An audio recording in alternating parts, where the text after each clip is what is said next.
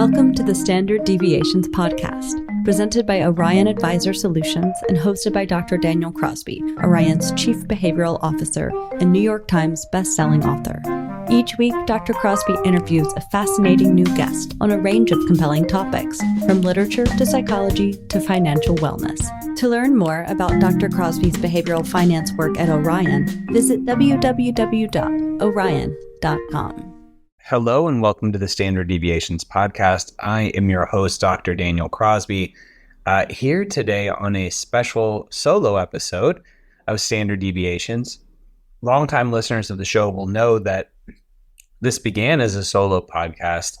I quickly found, about 40 episodes in, found that was going to be a pretty difficult thing to give it the sort of longevity that I wanted to have, and then quickly move to an interview style podcast.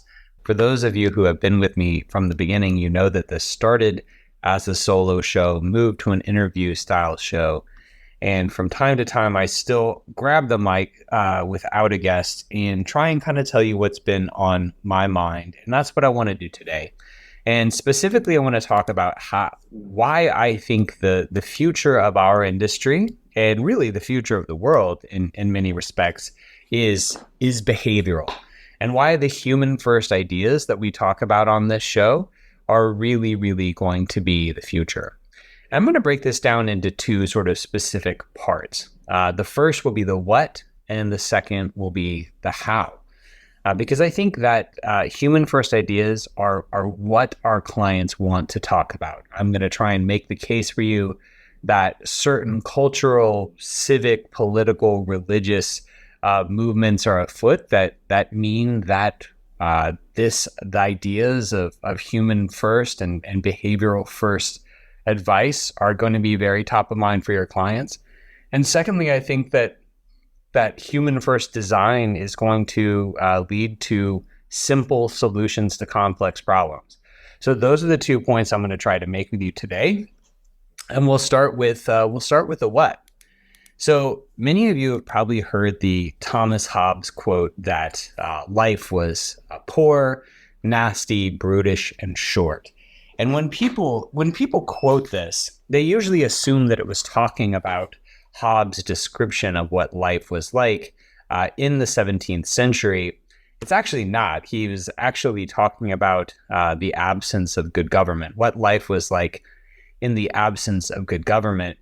But we're just going to roll with the common misconception around it and look at human life through the lens of human history and look at how life has been. So if we go back just a mere 200 years, okay, 200 years, just over 200 years, in the early 1800s, when we look at, on an inflation-adjusted level, the number of people who survived on what would now be, in the U.S., $2 or less a day, that number worldwide in the early 1800s was 85%. 85% of the world lived in extreme poverty just over 200 years ago. And today that number sits at just under 9%. Now, clearly, 9% is 9% too much, and we still have work to do. So please don't think that I'm saying we don't have any work to do on this front. But the growth of markets, the growth of capitalism, for all its imperfections, has been an incredible force in eradicating poverty throughout the world. And there's really been a staggering equalization and leveling of the playing field for all of the inequality that still exists. And it is tremendous. The world has gotten much, much better in terms of lifting people out of poverty. The world has never been richer than it is today. If we look back through human history at violence and war through the years, if we look at certain civilizations in this country, right, in the 1300s, you had a death by violence rate of 60%. 60%. So imagine if most of your friends and family could be assumed to die a violent death, right? And we see this all over through all these different civilizations in human history, some of them not all that long ago. The level of violence was just absolutely extraordinary. And in a handful of cases, over 50% death through violent means. And even if we look at Europe, right, since the 1300s, if we look at Europe since the 1300s, we think about our day as being uniquely scary and uniquely violent. And again, I don't want to minimize any of the problems we have. One violent death is one violent death too many. But if we look at the homicide rate in Italy, the Netherlands, Belgium, Germany, Switzerland, and England, from 1300 to today, we're down more than 35x. So the level of violence is just nothing like it used to be.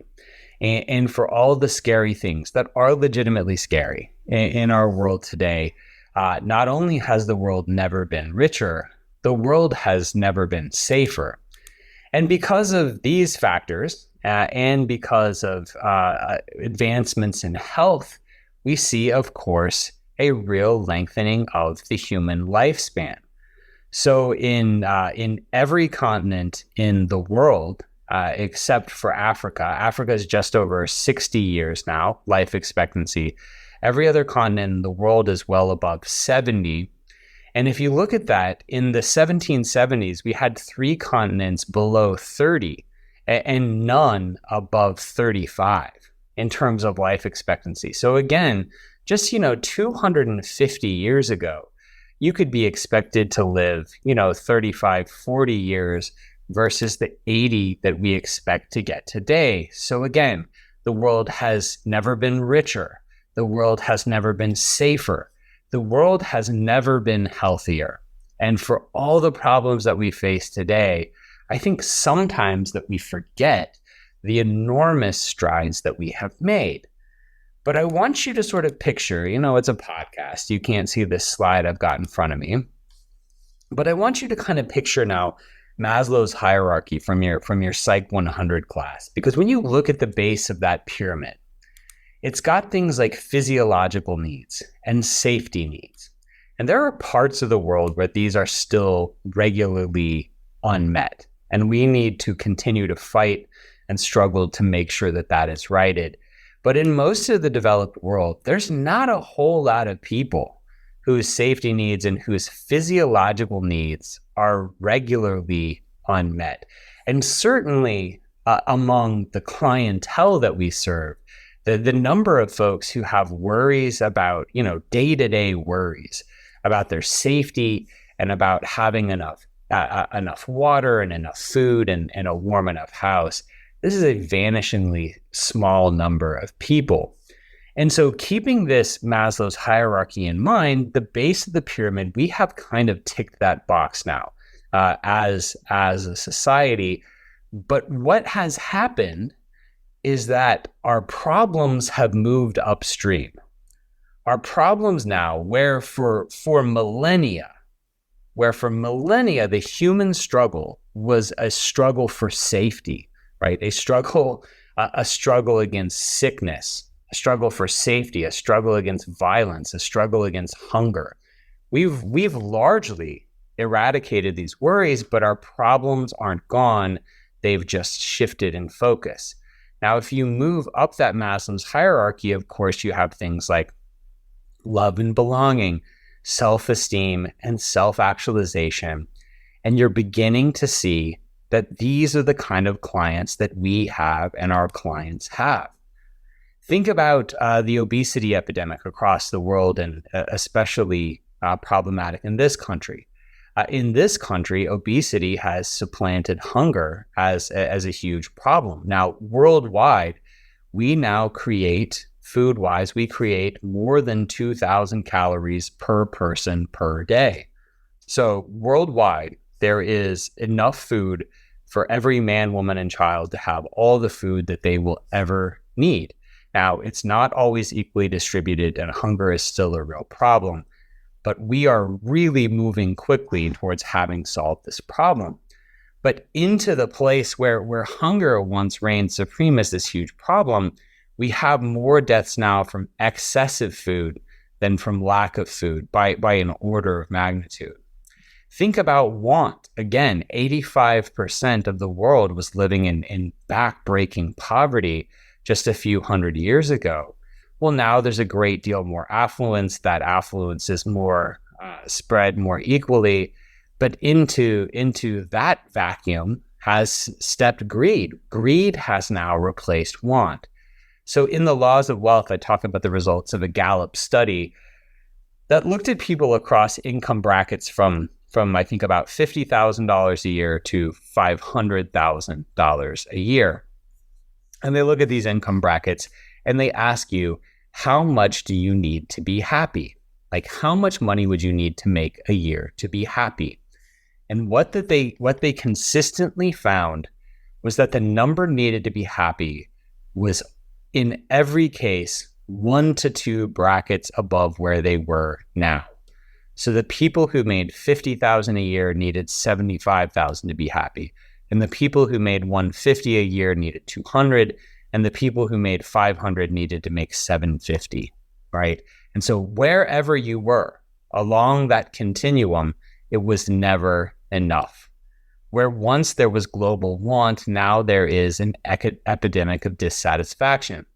And where once violence and war were real threats to human thriving, we now see that more of our war fighters die from self-harm, from suicide, than from deaths on the battlefield. We now in the US have 4 times as many war fighters dying from taking their own lives than from battlefield deaths. And increasingly, our problems have moved from the realm of the physical and the struggle for physical survival to the realm of the spiritual and the psychological. If we look, another manifestation of this is the percentage of adults in the US who say they're lonely. Now, Gen Z is pushing 80% of people who say they're lonely. But even if we look at baby boomers, fully 50% of baby boomers, 71% of millennials say that they are lonely. Maybe you say, look, what's the big deal? You know, loneliness never killed anybody. And to that, I would say, well, the research says differently, actually. Because the research found, research actually done at my alma mater, found that social isolation, loneliness, was twice as damaging to your health as obesity to longevity, right? So twice as damaging as being obese is being socially isolated. And we found, the researchers found that it was the equivalent to smoking 15 cigarettes a day.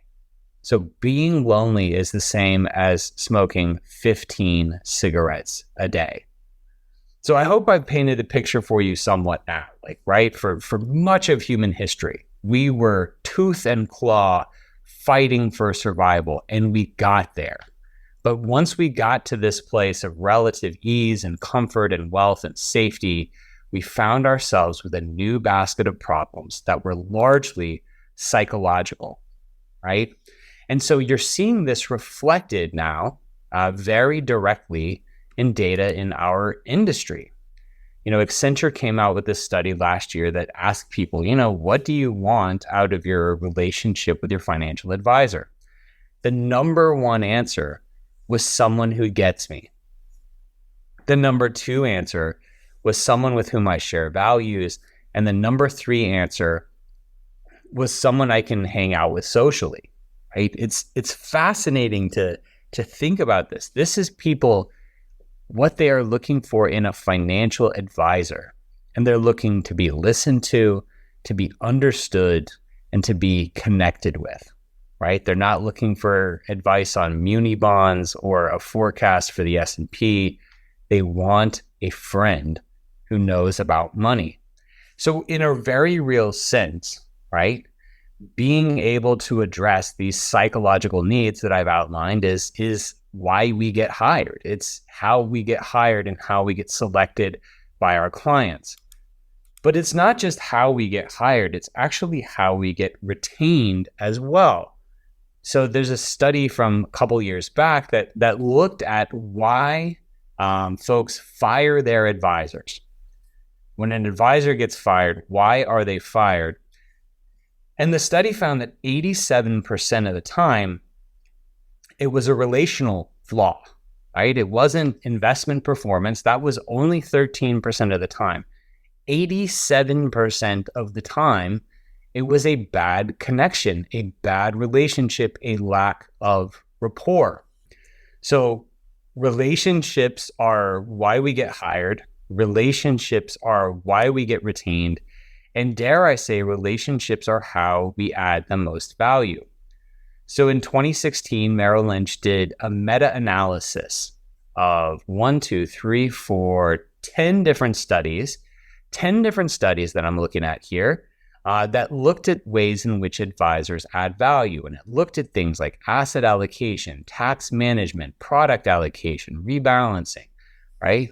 And these things that I've just named were all additive. Sort of all the technical stuff, the blocking and tackling, was all additive to clients' lives. And it was additive in the realm of like 30 to 60 basis points per year on average. Good stuff. We'll take it. That's very good. But when you look at the human side, right, client assessment. So client assessment like Orion's B520, where we give clients a financial personality assessment, things like behavioral coaching, goal optimization, talking to them about their values, talking to them about their goals, and helping them optimize and articulate those goals. These things added 65 to 244 basis points per year of value. So, the good news is that everything an advisor does in her day is additive. But the better news is that the most additive piece is the behavioral piece. It's the understanding them, the coaching them, the talking about their goals and values. Because the tax stuff, the product stuff, the investment stuff, it's all valuable, but it's also deeply, deeply commoditized. So behavior, human first relationships, it's why we get hired. It's why we get retained. It's how we add the most value.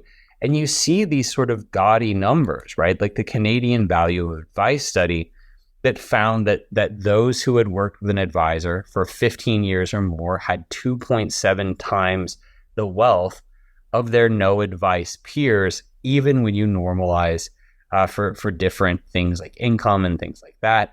They still had a great deal more wealth. And you see the Schwab research from earlier this year that came out that looked at advisors who were using behavioral tools in their practice.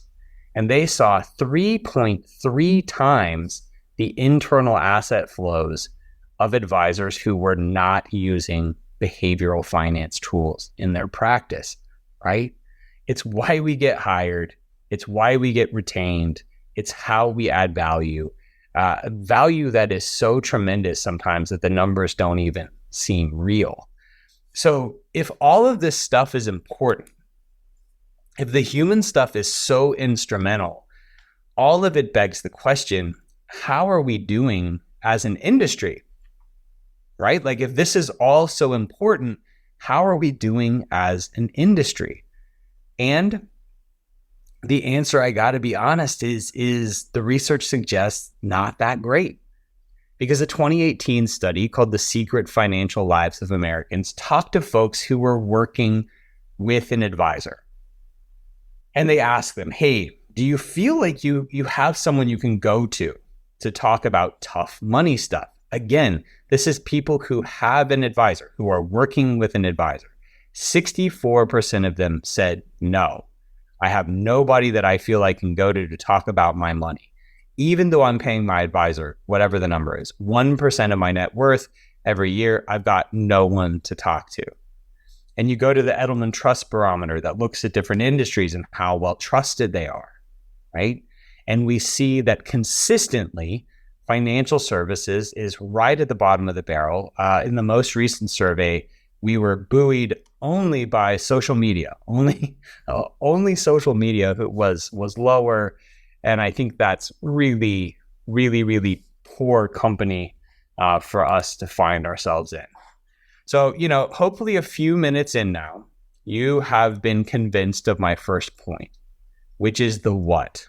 That what clients care about at this point is primarily behavioral, psychological in nature, because our problems now, especially for the comparatively wealthy people that we serve, our problems now are no longer problems of safety or physiology or sort of basic need. Our problems are now spiritual, relational, and psychological. So that's the first point I'd like to make, right? Are we attending to the right stuff? But the second point is, as I think, related or adjacent to it, which is that human-first psychological behavioral interventions also offer us some of the richest, simplest, most practical solutions to these problems. So to give you an example of this that may make you giggle a little bit, I want you to think about the most sophisticated city that you can think of, right? When you think about the epicenter of class and the sophistication in the world, what city do you think of, right? Well, I don't know who's asking a dude from Alabama about class and sophistication, but for me, at least to my small mind, Paris has got to be, at the top of that list. But it turns out that not all of my ideas about Paris being super sophisticated are warranted, because Paris also has a big problem with public urination of all things, right? So a big public urination problem. So especially at their metro stations, I find people have been traveling, they haven't had sort of an opportunity for relief, and men are routinely peeing at these metro stops, just on the walls and sort of in the corners and all over the place. And it creates all the predictable problems, mess and smell and cleanup and discoloration and just all sorts of yucky problems that their employees are understandably loath to deal with. And so if you think about the old school, right, the technical, the conventional way of solving this problem, what would you do, right? If you draw the short straw of being assigned to figure out how to clean up Paris's pee problem, what do you do, right? Well, you'd probably do something like you'd hire some cops, right? You'd hire some cops to patrol the area, but cops are expensive, right? Maybe you'd put some signs everywhere. Maybe you'd impose some fines. But somebody's got to enforce those fines. Somebody's got to watch that. Somebody's got to put these signs up. None of it's all that impactful. But if we think about it from a human first perspective, behavioral scientists actually came up with an ingenious way of solving this problem. And they did a couple of things. First of all, what they found, quite understandably, is that men always tended to relieve themselves in corners, right? It provides some coverage. And so one of the first things they did was to use paint, right? Cheap as can be, was to use paint to obscure the appearance of corners. So they would literally paint circles of sort of different colors and different corners to sort of obscure the fact that there's a corner there. Okay, interesting first step, right? The second thing they do, though, is that they painted little race tracks and ball courts and foursquare courts and other things near these corners, so it had the appearance of a playground, like a children's playground. Now, think about this, right? Who wants to pee on a children's playground? Like, it takes a low sort of human to pee on a children's playground. But they were having some problems with this. And so they took it a third step, which is that all these corners, they painted pictures of people's faces, kind of looking very directly at you, right? So imagine you're a guy needing to get some relief after a long trip, and you mosey over to a corner and you're getting ready to go, but then you realize that there's all these sort of pictures of people looking at you. Well, it makes it hard, right? It makes it difficult, and it's a huge deterrent. So sort of this 3-factor thing, the visually obscuring the corners, the painting of faces, the playground, all of this led to an 88% reduction in public urination at metro stops. 88%. And for the cost of a bucket of paint, right? For the cost of a bucket of paint and a muralist, they were able to do this. This is human first thinking. We're used to living in a world where we try to approach problems in big, expensive ways where we sort of run the ball straight up the middle and hope for a good result. This is a little bit of a trick play, and it worked. But this isn't the only place where this human first thinking works. Netflix, everybody's favorite streamer, actually engaged in this as well. So imagine again that you are given the task of increasing viewership, dramatically increasing viewership at Netflix, right? So what are you going to do? Well, you could advertise more, but that's expensive. You could create better content, but we know that crowds are fickle, and it's a little bit of a crapshoot to know what's going to work and what's not going to work. Or you could take proven content, something like a Stranger Things, say, and you could really go hard on that. Well, turns out that's part of what Netflix did and had some great success with it. But Stranger Things cost $30 million per episode. So not cheap. Stranger Things cost $30 million per episode. And what do you know, right? Stranger Things at its absolute peak in that first week blitz led to 335 million extra hours of Netflix being watched. Not bad, but it comes at a steep price. 335 million hours for $30 million an episode. That's the trade-off. But Netflix did something different. They understood human behavior, and they understand inertia and status quo bias and our tendency for a behavior in motion to stay in motion. And so Netflix added the just keep viewing button that we're all very familiar with now.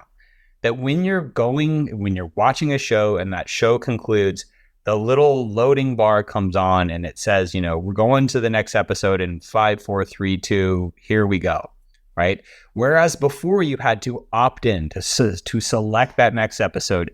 Now they just fast forwarded you there. Okay. Stranger Things episode, $30 million an episode.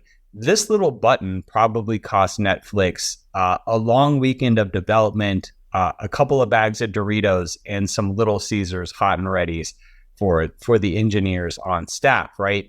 A very, very simple thing.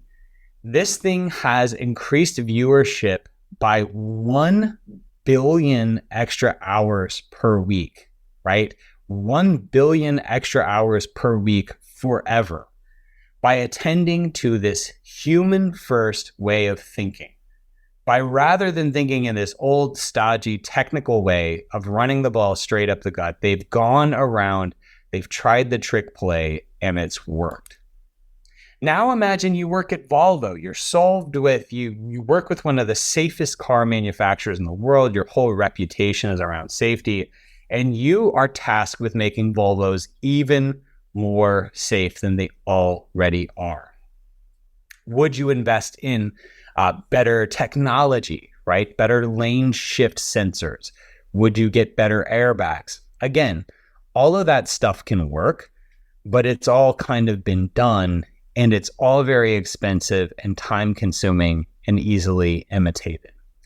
So what Volvo did instead was they took a human first approach, and they realized an enormous gap in the market. Because you see, women are 71% more likely to get injured and 17% more likely to die in an automobile accident than men. That's right, 71% more likely to get injured and 17% more likely to die. Do you have any guesses why? The reason why is because for years, crash test dummies have featured male anatomy, and that women's experience of an auto accident has been roundly ignored. Does this sound like any other industry that you are aware of? So it does to me, right? By being human first, Volvo was able to identify this underserved group to dramatically improve the safety of their cars simply by considering women's needs and experiences and getting some crash test dummies that were reflective of the people that they were serving. And then to their infinite credit, they share that research free of charge with the rest of the auto industry, which is an incredible move. Now imagine a new job. You've worn a lot of hats today, bless you. You're now tasked with solving childhood obesity, right? We know that there's 15 million obese children in the country. We know that this comes with lifetime of, incredible healthcare costs, medical risks, shortening of life, impoverishing of life. It's just a big thorny problem that's very widespread. So what's the old school approach to getting kids to eat healthier? Well, we could, first of all, ban stuff, right? We could take all the bad stuff out of the school and make sure they only eat Brussels sprouts, right? But that limits choice, and there's plenty of people who have sort of a philosophical problem with that. Well, we could also give them education, right? We could teach them about whatever the latest thinking is around food. And in my day, it was a food pyramid. I know that that's wildly outdated now, but we can teach them about the latest and greatest thinking in food and hope that translates. But we know that education is a weak predictor of behavior. So what about something a little more human first?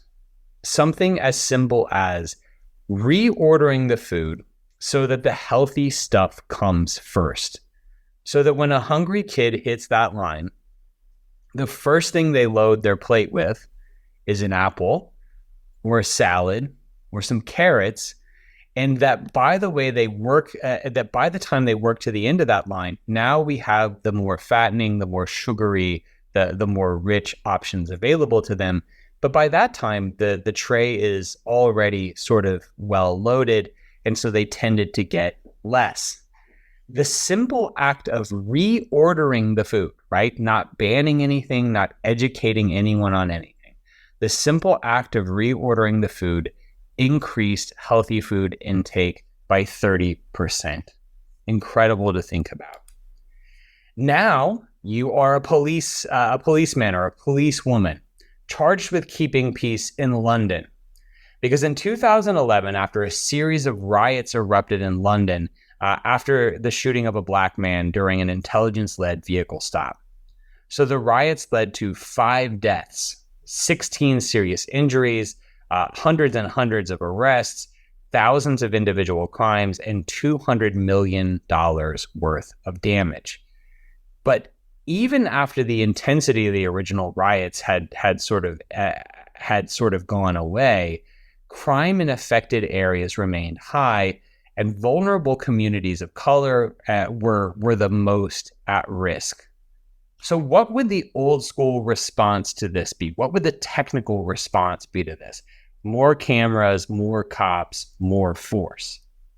But all of those things erode trust within the community. All of those things are, in some respect, what got us into this place in the first place.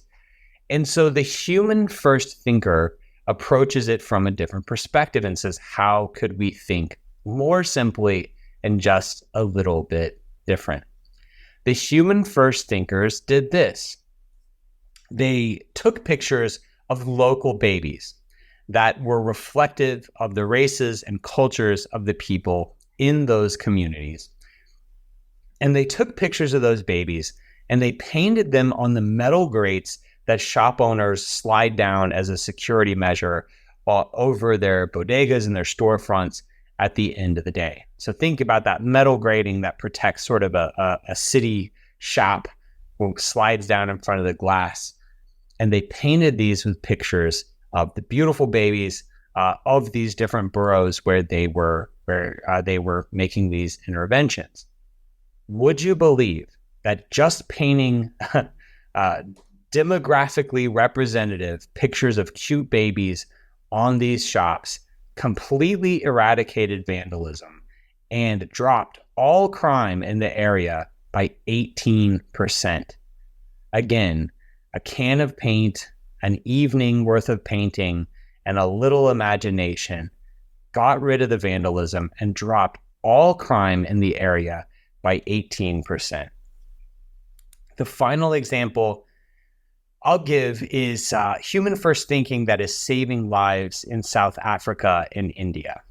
So we're talking here about getting kids to wash their hands, right? Because 1,000 children per day die in India from poor hygiene and not washing their hands and related complications from that.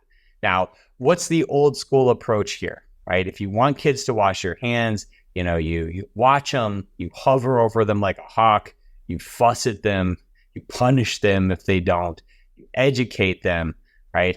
But anyone who has raised a kid like I have knows how difficult it can be to get kids to wash their hands and to wash their hands thoroughly, right? To not do sort of a halfway rinse job, but rather to do a very thorough job. So human first thinking was employed, right?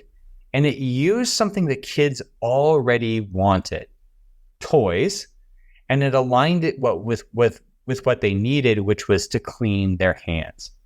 So imagine sort of a clear bar of soap with a Hello Kitty eraser or a little Matchbox car in the middle of it, right? And each child has their individual bar of soap. And the more vigorously they wash their hands, the more quickly that soap is eroded and the more quickly they are able to procure that toy, right? So for the cost of a Hello Kitty eraser, for the cost of a Matchbox car, we can align these kids' needs with their natural preferences, get them to do the thing that they need to do, and save millions of lives in the process, right? In South Africa, just for one example, this process of putting toys inside of soap led to a 70% reduction in overall illness and a 75% reduction in respiratory illness. By comparison, the flu shot has a 50% reduction in illness, and all of this benefit for the price of a Hello Kitty eraser, right? So I hope you're now convinced, as I am, of the power of human first thinking. That what our clients want from us is connection, rapport, dare I even say love, right? Communication, all the human stuff. And I also think it's the how we solve their problems. This human first thinking leads us to economical, affordable, quick, powerful interventions that avoid some of the heavy-handedness of the more technical or the more traditional approach. But if all of this stuff is so powerful, why are we so likely to overlook it? Well, we tend to have, as a human race, a sort of preference for complexity and the mistaken belief that complicated problems have to have complicated solutions. But as Einstein said, a problem cannot be solved at the level of thinking that created it. So in order to solve these big problems, we have to learn to think simply. One of my favorite examples of this comes from history. So I grew up in a space-crazed town, that really loved the shuttle program in particular as a kid growing up in the 80s. But if you think back to 1969, I've got this picture framed in my office of man enters space from the Huntsville Times, my hometown newspaper. So if you think about what an incredible achievement that was, right, for the Russians in 1969 to put a person in space, But it wasn't until 1970 that something even more monumental occurred. And that thing was, we first put wheels on a suitcase. So I want you to think about this for a minute. We put a person in space before we thought to put wheels on a suitcase. I mean, wheels are up there with fire, right? As being one of humankind's sort of earliest and most powerful interventions. And yet we hadn't thought to put wheels on a suitcase until 1970. And it actually wasn't until the mid 80s that the rollerboard sort of tilted two-wheel version of what we now use was rolled out, pun intended. So all of this to say that a lot of times we look past the mark, that we shoot too far and we try to overcomplicate things unnecessarily. So I interviewed some advisors and I asked them, what is something simple you do in your practice that has an outsized effect? And I heard some great responses. One advisor said that he uses paper invoices because even though the money is drafted out of client accounts kind of under the radar, like, nothing shady, but it's just sort of auto drafted out like it is most of the time, he felt that sending a paper invoice was a way to build trust with his clients. Say, look, this money has been taken from your account and these are the services that I provided in return. This is what you're paying for. Another great advisor friend of mine did bingo games during the COVID lockdown. She sent out bingo games and led online bingo and other entertainment online when we were all isolated in our homes. And I've never forgotten the power of that, right? Another advisor said that she keeps a close watch on kids' accomplishments, follows the parents on Instagram or Twitter or wherever, watches out for kids' accomplishments, and then sends gifts and acknowledgments when the kids accomplish something. Because we know there's no way to someone's heart like being kind to their kids. Another advisor said that she creates a vacation guidebook, a sort of recommended tour book, a sort of amateur fodder's travel guide when a client is going on a big vacation. And then finally, one advisor said that they put on mental health seminars for their clientele, right? Whatever that looks like for you, it's a powerful, powerful thing. So in summary here, you are hired, retained, and help your clients most when you are being human first. Your clients' most important needs are behavioral. The biggest value you add is behavioral. And the biggest problems that you face every day have behavioral solutions. I recently watched a TED Talk by a gentleman who wrote a book called Unreasonable Hospitality. And he was the head of a restaurant in New York, 11 Madison Park, and this restaurant had gone from being sort of perpetually on the cusp of being great. He had taken over and he had gotten it into the top 50 restaurants in America, but it was number 50, right? So he was, he was on the record books, but just barely. And he was a little bit frustrated at sort of being just on the bubble there, just on the precipice. And he couldn't figure out what was going to distinguish his offering, right? What was going to distinguish his offering? Because he looked at former number ones in this guidebook. And the number ones had things like, one was noted for their molecular gastronomy, right? Really scientific techniques. Another one was noted for their foraging and just having the freshest ingredients. And he didn't know what his thing was going to be. And one day he was serving clients there, and these 4 foodies had traveled to New York, and they were culminating their food tour of New York at 11 Madison Park. And they were like, wow, this has been so great. We've gone to Per Se, we've gone to 11 Madison Park, we've gone to, XYZ fancy restaurant. And he said, the only thing these foodies say, the only thing we didn't get to do was try an official New York City hot dog. And so the owner of the restaurant, hearing this, sends his folks out to grab this hot dog, a $2 hot dog from down the street, right? From down the street, and they bring it back and they serve it to them very fancied up. And they say, look, your trip to New York is now complete. And the owner of the restaurant says, look, if I had comped them champagne, the finest champagne in the world, or caviar, their gratitude and the press we got for that would not have been as great as this $2 hot dog that I bought and quartered to serve up to these foodies, right? But it was a behavioral first, a human first intervention. And 11 Madison Park became known for just that. It became known for being the most human restaurant around, for having the most finesse around the human touch, and for anticipating client needs and giving them what they wanted, but maybe couldn't even always articulate. And there's wonderful stories in the book of what that looks like.